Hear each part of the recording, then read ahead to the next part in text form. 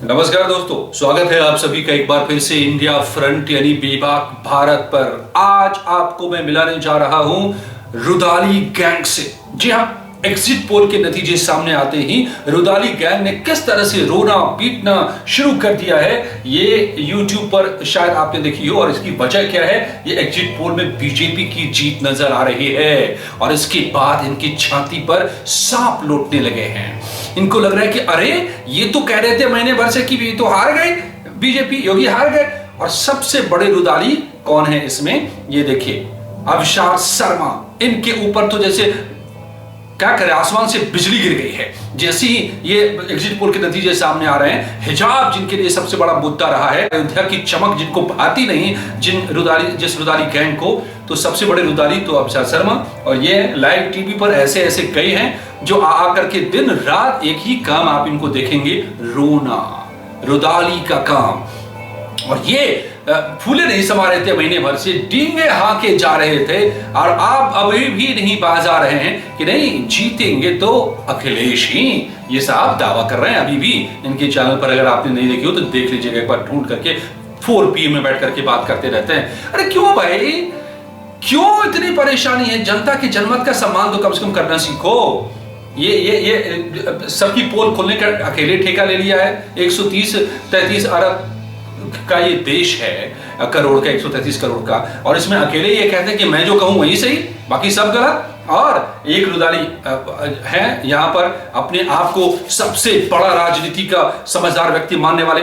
अब ये कह रहे हैं जातियों के गुणागणित में भाई साहब रह गए महीने भर, और इनको लग रहा था कि सारी जातियां इस बार तो अखिलेश के साथ ही तो वोट मिलेगा, कहां से ब्राह्मण नाराज है जी, एक क्षत्रिय के भरोसे कहां से जीत जाएंगे योगी, ओबीसी गैर यादव, ओबीसी गैर जाटव दलित भी सब बिखर रहा है जी, बाकी तो गुलबंदी इधर है ही जी। ये जातियों के गुणागणित में भाई साहब रह गए, पता नहीं चला इनको कि 20वीं सदी है। और पिछले 5 चुनावों से पूरे देश भर में तमाम चुनावों में जनता जो है जातियों पर वोट नहीं दे रही है। एक बड़ा तबका जो है जातियों से ऊपर उठ चुका है, और वो कहां जाकर वोट दे रहा है, किस मुद्दे पर वोट दे रहा है, उसके लिए क्या मुद्दे हैं, इससे कोई मतलब नहीं। ये तो जातियों के गुणागणित में इनको लगता है कि चुनाव मतलब जाति ही, और ये जातियों के खेल में ही उलझे रह गए भाई साहब। और पता चल रहा है आज जब एग्जिट पोल के नतीजे कुछ और आ रहे हैं तो इनकी भी देख लीजिए जाके जरा वीडियो।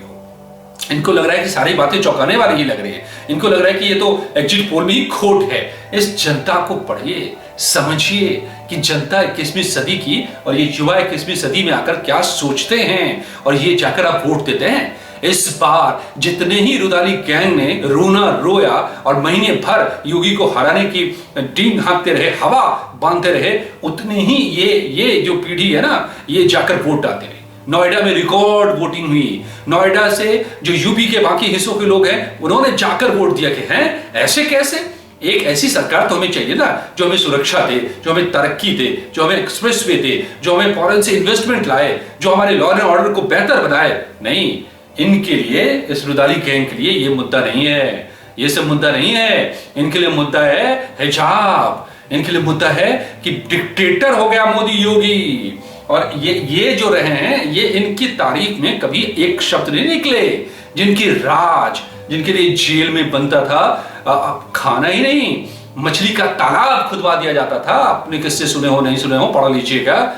पिछली सरकारों के दौरान और जिनकी सरकारों के दौरान गरीबों की जमीनें लूट लेने के आरोप हैं, जिन पर सैकड़ों मुकदमे, हत्या और तमाम चीजों के, उनकी तारीफ में नहीं, ये मुद्दा नहीं है इनके लिए। उनके लिए मुद्दा केवल या तो हिजाब है या फिर मोदी योगी डिक्टेटर है।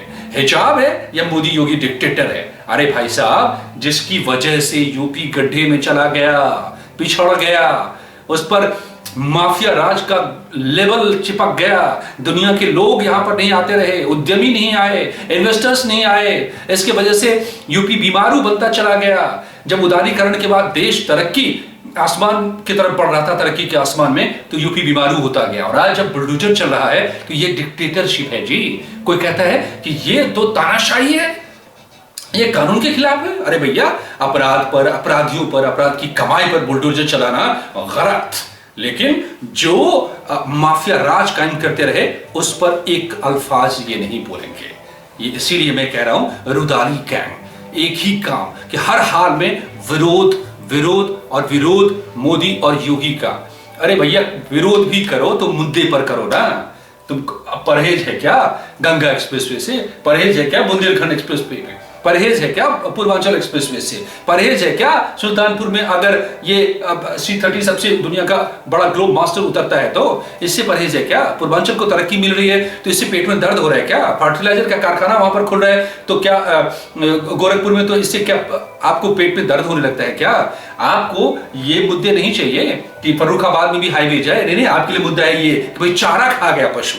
ये आवारा पशु सबसे बड़ा मुद्दा है यूपी का, और हरा दो योगी को, हटा दो योगी को। हाय रे रुदाली गैंग। इसलिए मैं कह रहा हूं दोस्तों, ये रुदाली गैंग कि चरित्र को समझिए, अरे जनता के फैसले का सम्मान करिए, उसे आने दीजिए, और जो भी फैसला आता है ना उसको सिर माथों स्वीकार कीजिए। लोकतंत्र में यही केवल सही है। लेकिन नहीं, आपके लिए अगर आपके खिलाफ अदालत जाए तो वो भी गलत, आपके खिलाफ संविधान जाए तो वो भी गलत, पार्लियामेंट जाए तो वो भी गलत, कानून जाए तो वो भी गलत। हिजाब के मामले में आपने देखा ना, हाईकोर्ट कह कह के थक गया कि भैया हिजाब उतारकर स्कूल कॉलेज जाओ। नहीं जाएंगे हम जी, हम पढ़ेंगे नहीं, लेकिन हम जाएंगे तो हिजाब पहन के ही, तो कोर्ट की भी नहीं मानेंगे। अयोध्या का फैसला आया, सुप्रीम कोर्ट का फैसला आया तो देखा ना कैसे चीख पुकार मची कि फैसला ही गलत है भाई, सुप्रीम कोर्ट की भी नहीं मानेंगे।